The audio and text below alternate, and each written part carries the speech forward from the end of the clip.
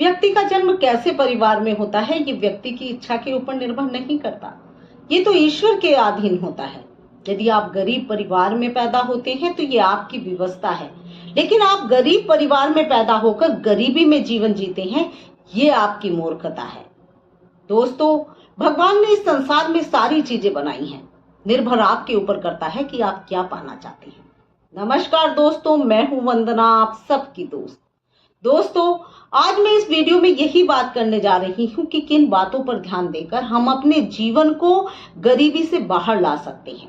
जो जीवन हम जी रहे हैं, अपने जीवन को उससे बेहतर और कैसे बना सकते हैं।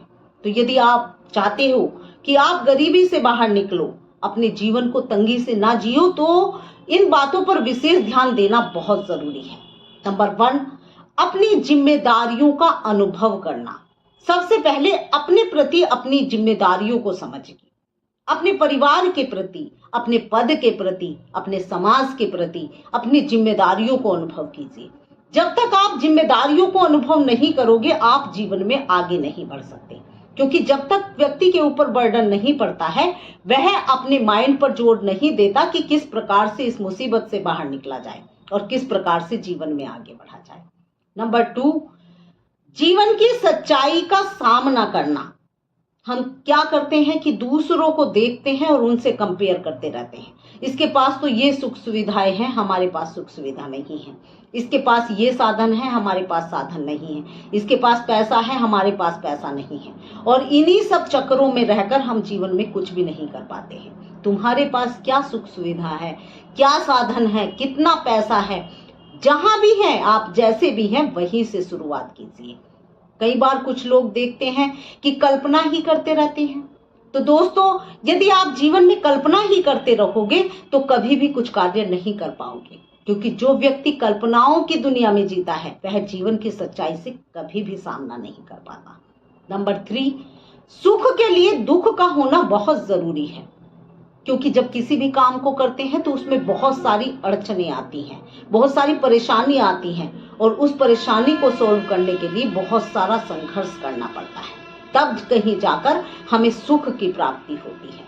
नंबर 4, सही और गलत की पहचान होना। हम कई बार दूसरे कार्यों को कहते हैं कि ये तो बड़े तुच्छ से कार्य हैं, इसे तो कोई भी कर सकता है। ये हमारे दिमाग की बहुत बड़ी गलतफहमी होती है, क्योंकि जब हम उसी कार्य को करते हैं तो उसमें फिर बहुत सारी अड़चनें आती हैं, और दुनिया में कोई भी अड़चन, कोई भी मुसीबत, कोई भी परिस्थिति ऐसी नहीं है जिसे कि ना सुलझाया जा सके। लेकिन जब वही परिस्थिति, वही अड़चन सुलझ जाती है तो वह व्यक्ति को सुख देने लगती है। तो दोस्तों, इसलिए सही और गलत की पहचान होनी बहुत जरूरी है। नंबर 5, विपत्ति से नहीं घबराना। कई बार हम जब काम को करते हैं तो हमें लगता है कि हमारा जीवन नष्ट होने वाला है।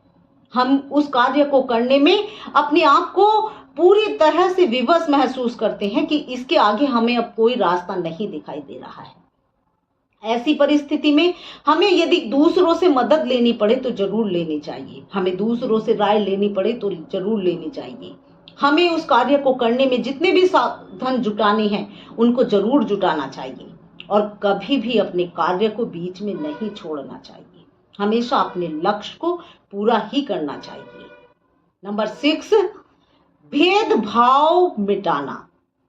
जब तक आप दूसरों को साथ लेकर नहीं चलोगे, अपनी टीम को, अपने लोगों को, अपने समाज में जो लोग आपको राय दे रहे हैं, आपकी मदद कर रहे हैं, या फिर आपको उस लक्ष्य को पूरा करने में आपके सहायक हैं, तब तक आप जीवन में आगे नहीं बढ़ सकते। नंबर 7, परिश्रम से अपने कार्यों को सफल करो। दोस्तों, कोई भी कार्य ऐसा नहीं है जिसे करने के लिए मेहनत की आवश्यकता नहीं पड़ती। जब व्यक्ति एक लक्ष्य बनाता है तो वह उसे बड़ा हल्के में लेता है कि ये काम तो बड़ी आसानी से हो जाएगा, लेकिन उस काम को करने के लिए दिन रात मेहनत करनी पड़ती है। हो सकता है कि आपको अपनी लाइफ के साथ एडजस्ट करना पड़े, हो सकता है कि आपको अपने परिवार के साथ एडजस्ट करना पड़े, हो सकता है कि आपको अपनी कंफर्ट जोन से बाहर जाना पड़े, हो सकता है कि जितनी मेहनत आपने सोची है उससे 2 गुनी मेहनत आपको करनी पड़े। तो दोस्तों, जब तक आप अपना लक्ष्य ना पूरा कर लें तब तक आपको परिश्रम करने से नहीं घबराना है।